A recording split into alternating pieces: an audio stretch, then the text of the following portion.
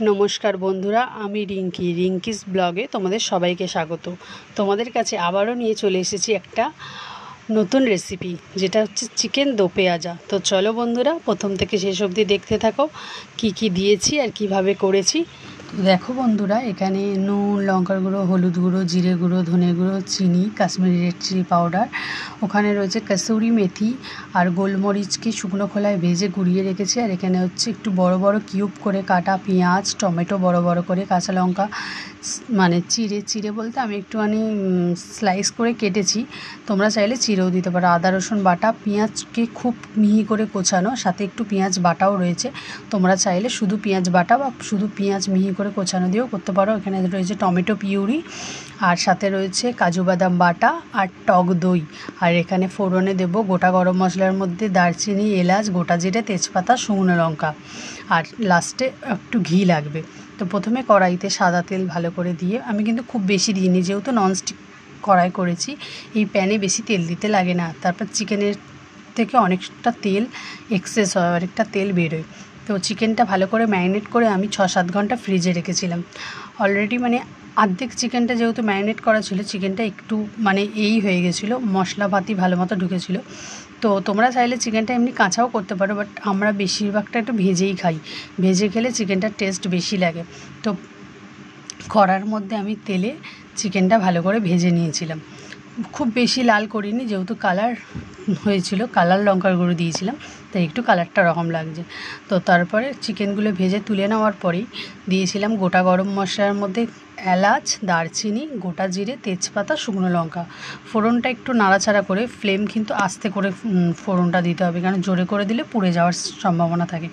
তারপরে ওই যে দিয়ে দেবো পেঁয়াজ বাটাটা সাথে পেঁয়াজ কুচিটা দেওয়ার এক কারণ হচ্ছে, পুরো মিহি করে পেঁয়াজটা আমি বাটিনি, কারণ পুরো মিহি করে পেঁয়াজ বাটলে পেঁয়াজ বেশি গলে গেলে ভালো লাগবে না, বেশি মিষ্টি লাগবে। তাই পেঁয়াজটা একটু আদা বাটা করেই দিয়েছিলাম, খুব বেশি বাটা করিনি, কারণ পেঁয়াজ অলরেডি কড়াইয়ে দেওয়ার পর একটু নুন মিষ্টি দিয়ে দেওয়ার পরেই পেঁয়াজটা গলে যাবে। তো পেঁয়াজটা দিয়ে দেওয়ার পরে আমি দিয়ে দিয়েছিলাম একটু চিনি, সামান্য স্বাদ মতো, খুব বেশি না। এবার যারা চিনিটা পছন্দ করো না তাদের ব্যাপারটা আলাদা, স্কিপ করে যেতে পারো, কিন্তু চিনিটা দিলে কালারটা ভালো আসে। তারপরে দিয়ে দিয়েছিলাম রসুন বাটা আর আদা বাটাটা রসুন বাটার সাথেই দিয়েছিলাম। আদা বাটা রসুন বাটা দিয়ে দেওয়ার পরেই একটু নেড়ে ছেড়ে দিয়ে দিয়েছিলাম ওই বাটি ধোয়া জলটুকুনি, কারণ যাতে মশলা পুড়ে না যায়। আর এখনও কিন্তু আমার ফ্লেমটা মিডিয়ামে রয়েছে। ফ্লেমটা মিডিয়ামে রেখে ভালো করে একটু নেড়ে ছেড়ে, একটু পেঁয়াজ আদা রসুনের গন্ধটা চলে যাওয়ার পরেই দিয়ে দিয়েছিলাম পিউরি টমেটোটা আমি পেস্ট করে রেখেছিলাম। যেহেতু টমেটোটা খুব মিহি কুচি করেও দিতে পারো তোমরা চাইলে, কিন্তু আমি পেস্ট করে দিয়েছিলাম, যেহেতু আমার টমেটো খুব একটা নরম ছিল না, একটু শক্ত মতো ছিল, তাই জন্য আমি পেস্ট করে দিয়েছিলাম। তোমরা চাইলে ওটাকে খুব মিহি করে কুচিয়েও দিতে পারো। তারপরে দিয়ে দিলাম 1/2 চামচ মতো হলুদ গুঁড়ো, 1/2 চামচের একটু বেশি। তারপরে দিয়ে দিলাম কাশ্মীরি রেড চিলি পাউডার, ধনে গুঁড়ো, জিরে গুঁড়ো, আর স্বাদ মতো নুনটা যে যার চিকেনের আন্দাজ অনুযায়ী দেবে, কারণ এই নুনের আন্দাজটা আমি ঠিক বলতে পারবো না, কারণ আমি 750 চিকেনের জন্য ওখানে ম্যারিনেট করা চিকেনে 1 চামচ মতো নুন দিয়ে ম্যারিনেট করেছিলাম, আর এটাতে আমি 1.5 চামচ মতো নুন দিয়েছিলাম। তারপরে আমি আবার টেস্ট করে নুন কম বেশিটা দেখে নিয়েছিলাম, দেখে একটু নুনটা আমার যেহেতু কম লাগছিলো, তাই জন্য হালকা সামান্য নুন দিয়েছিলাম। আর খুব বেশি নুন দিতে লাগবে না, যেহেতু এটা রুটির সাথে আমরা খেয়েছি, তাই খুব বেশি নুন দিইনি। আর যদি এটা ভাতের সাথে তোমরা খেতে চাও তাহলে একটু নুনটা একটু সামান্য দিতে পারো, কারণ রুটির সাথে বেশি নুন ভাল লাগে না। তো তারপরে এই যে কাজু বাদাম বাটাটা, যেই মশলার ভাজার থেকে তেল ছেড়ে দিয়েছিল, তারপরে এই কাজু বাদাম বাটাটা দিয়ে দিয়েছিলাম। আবার কাজু বাদাম বাটাটা দিয়ে দেওয়ার পরে কিছুক্ষণ ভালো করে নেড়ে চেড়ে নিয়েছিলাম, যাতে বাদামের কাঁচা গন্ধটা চলে যায়।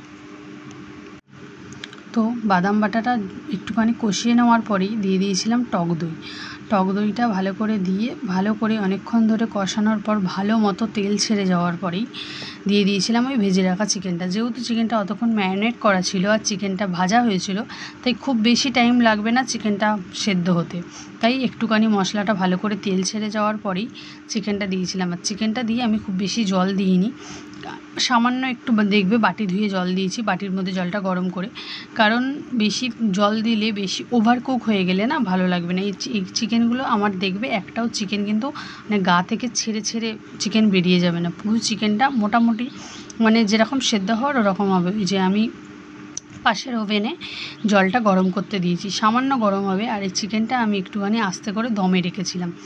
এই চিকেনটা যেহেতু দমে দমেই করেছি, তাই খুব বেশি জল দিতে লাগবে না, কারণ বেশি জল দিলে ওভার কুকড হয়ে গেলে ভালো লাগবে না। তো এই যে ভালো করে নেড়ে চেড়ে নিয়ে জল দিয়ে এবার কিছুক্ষণ আমি ওটা আস্তে করে রেখেছিলাম। আর পাশের ওভেনে আসল কাজটা সেরে নিচ্ছিলাম, যেটা হচ্ছে প্যানে একটুখানি ঘি গরম করে তারপর তাতে ওই কিউব করে রাখা পেঁয়াজ, টমেটো, কাঁচা লঙ্কা, পেঁয়াজটা সঙ্গে সঙ্গে দেওয়ার পরেই টমেটোটা দেবে না। পেঁয়াজটা একটু ভালো করে মোটামুটি হালকা একটু টস করে নেওয়ার পরে, এতে কিন্তু নুন অ্যাড করা যাবে না। পেঁয়াজটা হালকা টস করে নেওয়ার পরেই দিয়ে দিতে হবে টমেটো আর কাঁচা লঙ্কা। টমেটো কাঁচা লঙ্কাটা দিয়ে একটু ভালো করে টস করে নিয়ে ভালো করে নেড়ে চেড়ে মিশিয়ে নিয়ে একটুখানি রেখে দেওয়ার কিছুক্ষণ পর মাংসটা ঠিক নামানোর 5-10 মিনিট আগে ওটা মাংসের মধ্যে এই পেঁয়াজ, টমেটো, কাঁচা লঙ্কা এই ভাজাটা অ্যাড করে দিতে হবে। অ্যাড করে দিয়ে এই যে দেখো আমার চিকেনটা কিন্তু অনেকটাই হয়ে গেছে। চিকেনটা আমি একটুখানি দেখে নিয়েছিলাম মাঝখানে খুন্তি, সেই ভিডিওটা হয়তো তোমাদের সাথে ক্লিপটা শেয়ার করা হয়নি, তো আমি সেই ক্লিপটা নেওয়া হয়নি। তো আমি মাংসটা দেখে নিয়েছিলাম যে কতটা কুকড হয়ে গেছিলো। তো মাংসটা মোটামুটি আমার এই যে দেখো, যাই হোক ক্লিপটা দিয়েছি আমার মনে নেই।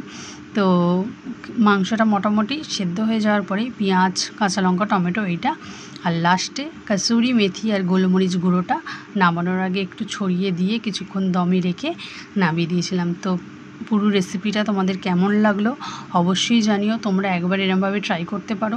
রোজ রোজ একঘেয়ে চিকেনের আলু দিয়ে ঝোল, চিলি চিকেন এমনি এইসব খাওয়ার থেকেও না মাঝে মধ্যে একটু টেস্ট চেঞ্জ করলে ভালোই লাগবে।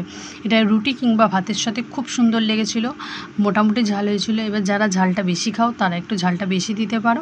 আমরা যেহেতু ঝালটা কম খাই তাই একটু ঝালটা কম দিয়েছিলাম। এই দেখো একটাও কিন্তু গা থেকে মাংস ছাড়িনি। তো বন্ধুরা আবার আসবো পরে নতুন কোনো ভিডিও নিয়ে, ততক্ষণ সবাই সুস্থ থেকো, ভালো থেকো।